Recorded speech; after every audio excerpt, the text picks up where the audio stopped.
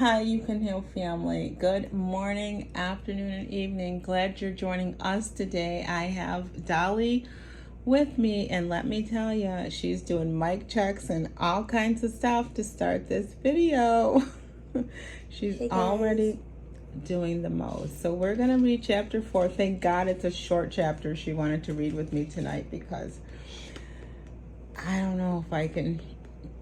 Okay, you can't make those popping sounds. No, Bren. No, Dolly. Okay, are you ready? Okay, so we're reading the Old Testament. I'm Shena, and we've been reading through the Bible, and tonight we're going to do Joshua chapter 4. And Bren's going to start us off. Here we go. The memorial crossing. When all the people were safely across the river, the Lord said to Joshua, "Now choose 12 men, one from each tribe. Tell the men to take 12 stones from where the priests are standing in the middle of where the Jordan and pile them up at the place where you camp tonight." So Joshua called together the 12 men and told them, "Go into the middle of Jordan in front of the ark of the Lord your God. Each must pick one stone and carry it on your shoulder, 12 stones in all, one for each of the 12 tribes. We will use these stones to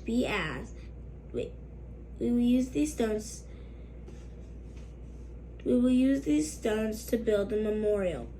In the future, your children will ask, 'What do these stones mean to you?' Then you will tell them, 'They remind us that the Jordan River stopped flowing when the Ark of the Lord's covenant went across. These stones will stand as a permanent memorial among all of the people of Israel.'"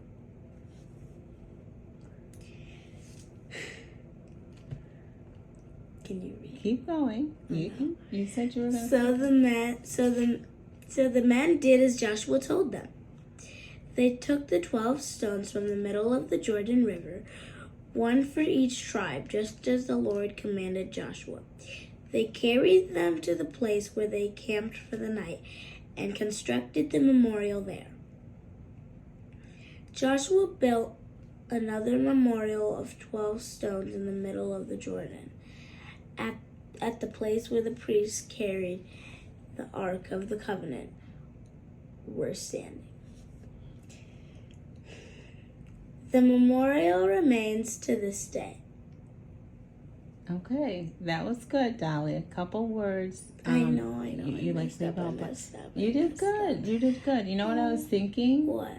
I was thinking how when you were a tiny baby and I would hold you and feed you and change you, and now look at us. We're sitting here at the dining room table reading the Bible on YouTube together. So see, God has a plan.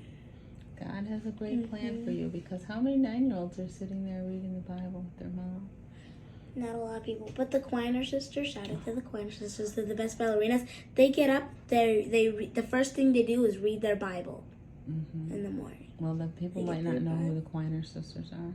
Oh, they're some of the best ballerinas in the world, according.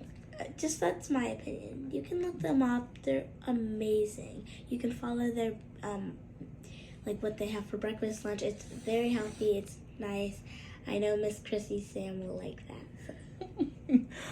Oh, she's gonna love that when she hears this in the morning, Dolly. That was super cute. Super cute. Okay, so no, I think I'm good right there. So we're going to continue on with Joshua chapter 4. We're picking up with verse 10. The priests who were carrying the ark stood in the middle of the river until all the Lord's instructions which Moses had given to Joshua were carried out. Meanwhile, the people hurried across the riverbed, and when everyone was on the other side, the priests crossed over with the ark of the Lord. The armed warriors from the tribes of Reuben, Gad, and the half-tribe of Manasseh led the Israelites across the Jordan, just as Moses had directed.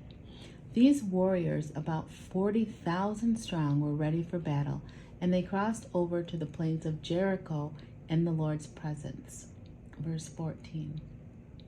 That day the Lord made Joshua great in his eyes of all the Israelites, and for the rest of his life they revered him as much as they had revered Moses.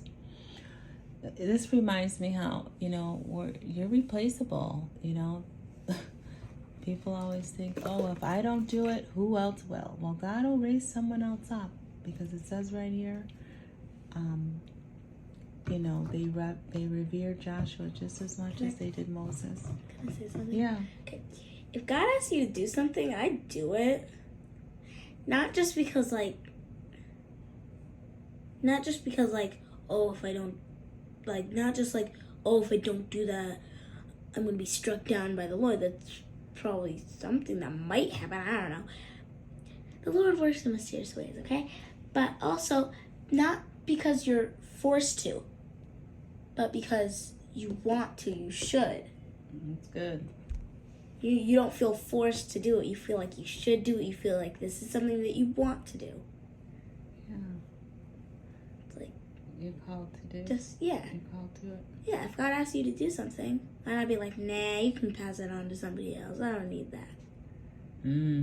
That's good. If he's calling you, heed the call, right? Yeah, why not take it as an opportunity? I love that. That's good, Dolly. That's a good word. You're always coming with a good word for the people. Let's keep going. Do you want to read again? No.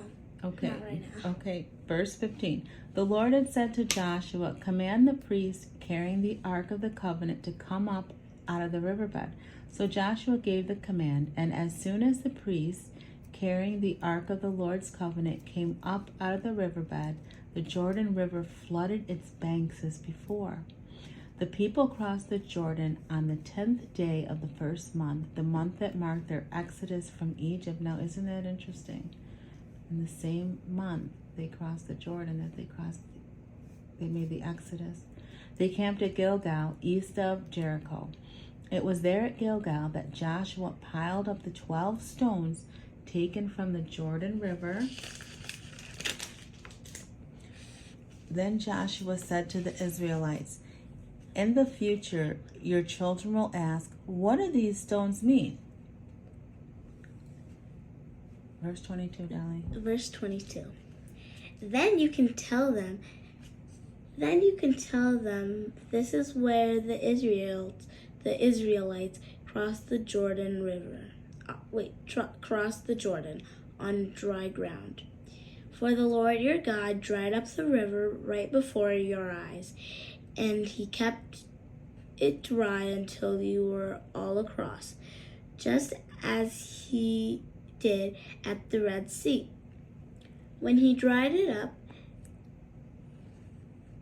and as he did... Why don't you start over? Oh, no. Right. Oh, gosh. Just start at verse 23 again. Start over. Okay. For the Lord your God dried up the river right before your very eyes, and he kept it dry until you were across, just as he did at the Red Sea, when you dried it up until he had crossed over. Oh no, until we had all crossed over. That's good. He did this so that the power that all the nations of the earth might know the power of the Lord, and you might fear the Lord your God forever. Okay. Sorry for my reading. I'm not the strongest reader. Yes, you are. You tell. did fine. Don't say that. No, you gotta. That's negative self-talk. Okay, wait. Hold on. No, Wait. we need to go back and change your language. The last little thing it said, and that you might fear the Lord your God forever. Yeah. Now let's change your talk. I'm still talking. Please. Oh my God. Please let me finish. Can I please finish? Sure. Go ahead. Okay. So it says, and that you might fear the Lord your God forever. Now, what it says to me is you should already fear the Lord your God. He has the power to... He created you. He created your eye color, the shape of your eyebrows, like I don't know. It's.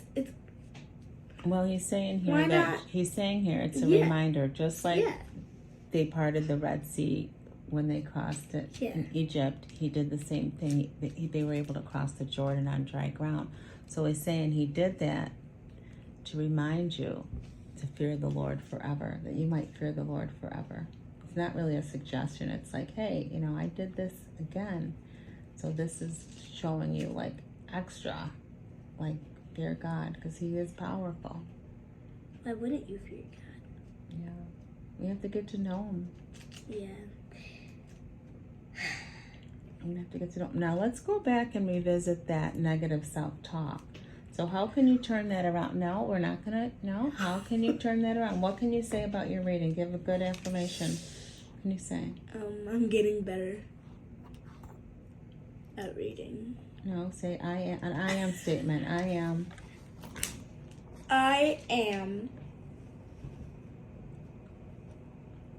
a good reader. That's right. Say it again.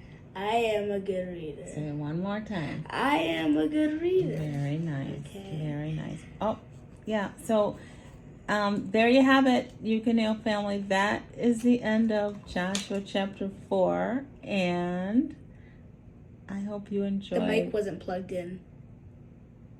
Oh, well, hopefully the... Oh, gosh. Well, we can go back and make sure that we were heard. I don't know. I don't know what happened there, but... The mic wasn't plugged in. Sorry, guys. Okay. That's all right. Yeah, that's it. I hope you enjoyed this reading today with Dolly and I, and that was happy fun. Sunday.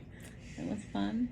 Yeah, I don't want to go to school. Well, you don't have to go to school. It's church in the morning. You need to go to bed. It's like 9:15. Can I sleep downstairs? You can. You can. Any last words before we go? God is love. Yes, he is. God is love. There you heard it. You Can Heal family. Straight from Bren. God is love, and he loves you. Why? Because he lives where? On the inside of you. Okay, we'll talk to you tomorrow. Bye.